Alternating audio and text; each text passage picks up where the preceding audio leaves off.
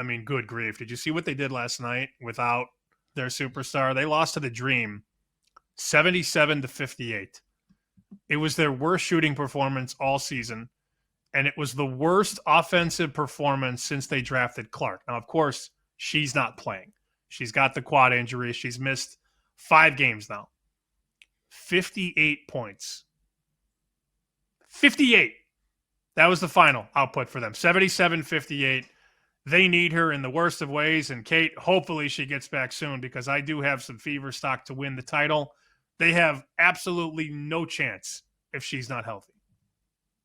Yeah, it was an awful game for the Fever last night. And credit to the Atlanta Dream. I think the Dream are a really good team. I think they're going to make the playoffs, potentially make a deep run. I'm not sure they have the roster to win the title, but I'm completely with you. Without Caitlin Clark, as good as this Fever roster is on paper, like something is still missing. And clearly the missing piece is Caitlin Clark. She just makes everything on that team better. And of course they miss her scoring too, averaging over 20 points a game. And you look at the last 2 times these 2 teams specifically met, the Fever and Dream, they were close games. This time the Fever lose by 20, 19.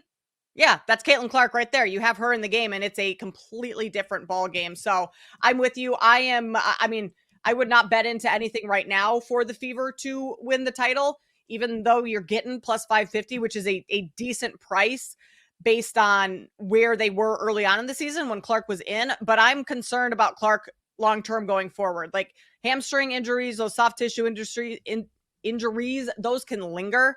And I think with a player like Caitlin Clark, they are going to be more cautious with her and bringing her back. So how much more time is she going to miss? If any? She is in the ramp-up stage, so we should be seeing her back on the court soon. But does she tweak that at some point? Does she miss any more time? Because clearly what we've seen without her in the last 5 games for the Fever is this is not a championship level team. You have to have Caitlin Clark on the floor to be a championship level team.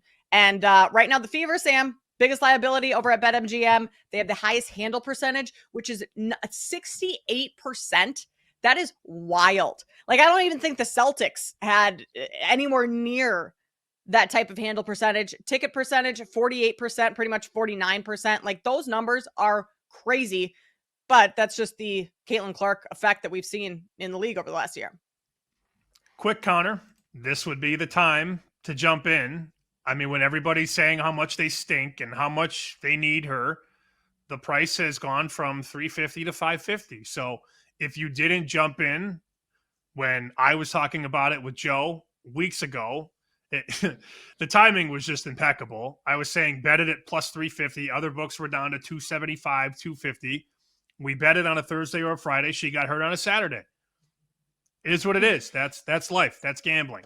But now it's 550 at MGM. Look, they are willing to do anything right now to get you to bet anybody but the Liberty. They got the Liberty even money right now, plus 100. So BetMGM is saying, we're good on Liberty. We know how great they are, the most complete team in the league, the continuity, the familiarity. These players all know each other and have played together for a long time. That's not the case with Indiana. Can they do it? Yes, I think they still can. I'm also not a believer in Minnesota. I think Collier's unbelievable, and Collier probably wins the MVP. But that team feels a little top-heavy. I think if Indiana could get everything going and get everybody healthy, that's a nightmare matchup in the playoffs. But I think the big concern growing amongst people with Fever stock is that she doesn't come back enough or early enough to make the playoffs, or if she comes back and re-injures the hammy or the quad or whatever, because they're dangerous if they get there. But there's no guarantee they get there if she's not healthy and she doesn't deliver, because, they're not that far off. They're 4-5 right now. They're 5 games out of first. Long way to go. You got 31 games left.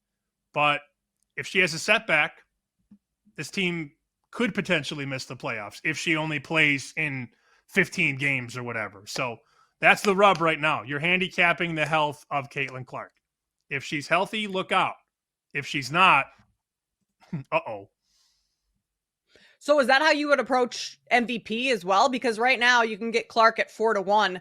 I think this is a little bit different market just because Napheesa Collier has been so dominant that it's almost like Clark is going to have to play even better than she was to even try and catch up to Nafisa Collier, or have Collier start to kind of stink, which I don't think is going to be the case. But how would you approach MVP right now with Clark out?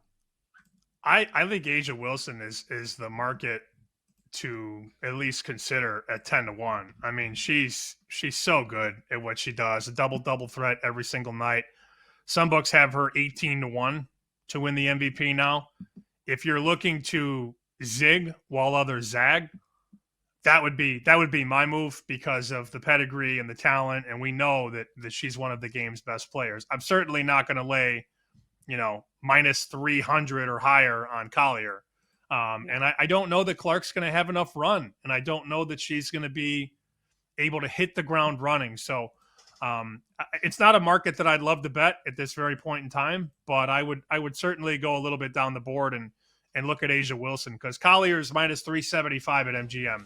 Clark is 4-1, Wilson 18-1. That's what jumps out to me.